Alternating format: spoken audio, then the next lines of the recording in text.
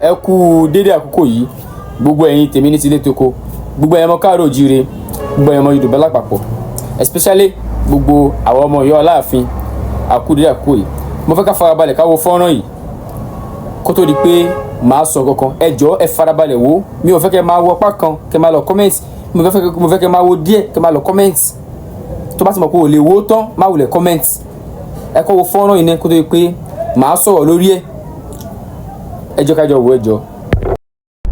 Tí o bá fi lè jẹ ìmáàmù fún ara Ọlọ́run ló máa ń da ráǹkì bo ìmáàmù.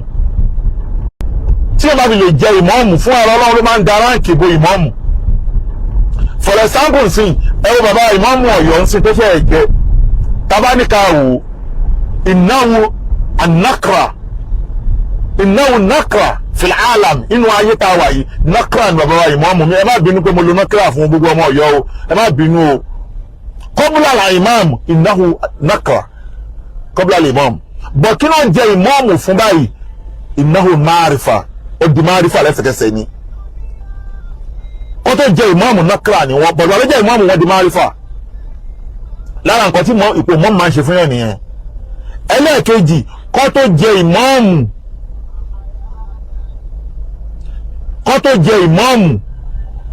ìmáàmù mi ò lérò pé arísìkí yẹn pọ̀ débẹ̀ yẹn, débi pé arísìkí yẹn ò pọ̀ débẹ̀ yẹn, arísìkí yẹn kò bẹ́ẹ̀ sí. Kódà wọ́n ń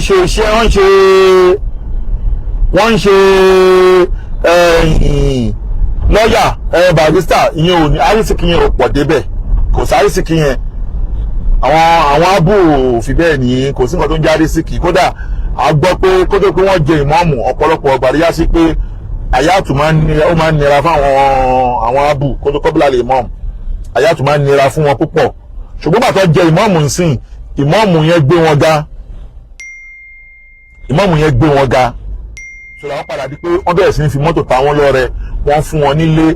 Nísìn tá bá máa rí láàrin ọdún kan ọdún méjì nsìn tọ̀ ìmáàmù Ọ̀yọ́ náà máa wà nínú ọlá tó pọ̀. Ṣùgbọ́n kọ́bílà lè mọ́ọ̀mù àwọn gan ò lè sọ wípé àwọn tó akéwú gba gold. So that tí o bá fi lè jẹ ìmáàmù fún ara Ọlọ́run ló máa ń da ráǹkì bo ìmáàmù.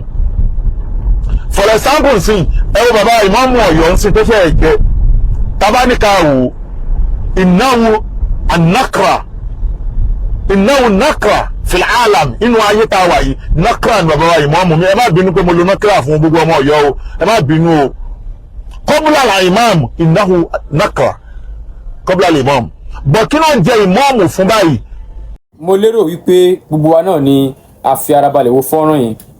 Ṣẹ́rí mi ò mọ̀ tó dé tó jẹ́ wípé àwa ìran Yorùbá àyè gbà fún ẹni tọ́lọ́run bá gbà fún, àyè gbà fún kádàrá. Ṣẹ́rí kò dẹ̀ kí ṣe Yorùbá nìkan, kò síbi tí ṣe ò sí.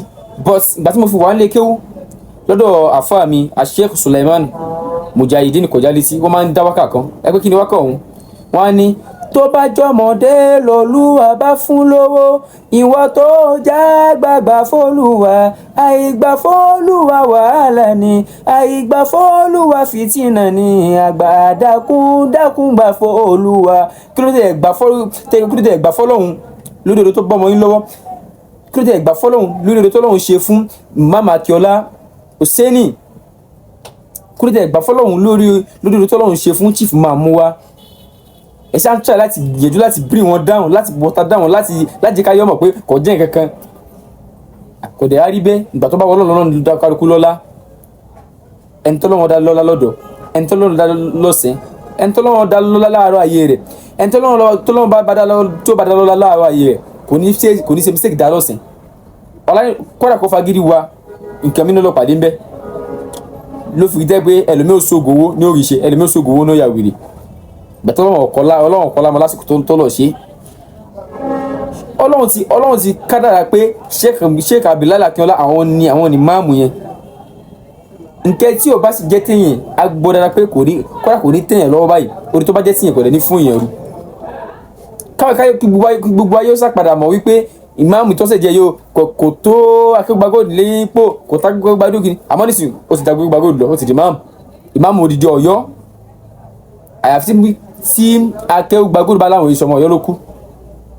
Tí Akéwùgbà Gold bá kejì mọ́ tí ó bá kú yídì nísìnyí pẹ̀lú ọlá, pẹ̀lú àrísìkí, pẹ̀lú bẹ́ẹ̀ ṣe ń kárámọ̀ pé ṣé Akeem àtàwọn fíkà Akeem gbàgbọ́dọ̀ wọn tó yẹn tí wọ́n bá kí wọn tí wọ́n bá wálé tí wọ́n wá kí í dí ẹ̀yìn Sheikh Bilal Akínọlá wọn tò sí wọ́n ti fi lé ní jù wọn lọ torí ìmáàmù Medinatu Ọ̀yọ́ ni ìmáàmù gbogbo Ọ̀yọ́ àyàfi tó bá yà claim dáhùn ìsọmọ Ọ̀yọ́ mọ́ ló kú o gbọ́ kí wọ́n jọmọ Ọ̀yọ́ ìmáàmù ló yẹn kì í ṣe gbé yẹn kó lọ Manchester kó lọ Canada kó lọ US tó bá ti di pé wá kí kò sí yídì tó lè kí ń bẹ́ kò tó kó wá kí náà lú rẹ̀ kó wá kí ń lé rẹ̀ tó bá dẹ̀ sí kí lẹ́yìn wọn tó ọjà pé ó tò sẹ́yìn ìmáàmù Akínọlá nìyẹn tí ń jẹ́ Grand Chief Imam of Ọ̀yọ́ so ó ti jù lọ pé ẹ kò tó nípò ẹgbàgbé rẹ̀ Ọlọ́run ọba ló ń fún ẹni tó bá wù lọ́lá gbogbo etí ẹ̀ ń sọ yẹn kò sọ̀rọ̀ lórí ẹ bá ń pín ká o ọwọ́ tó bá fi kọ́ wọ́n ní òní rọ o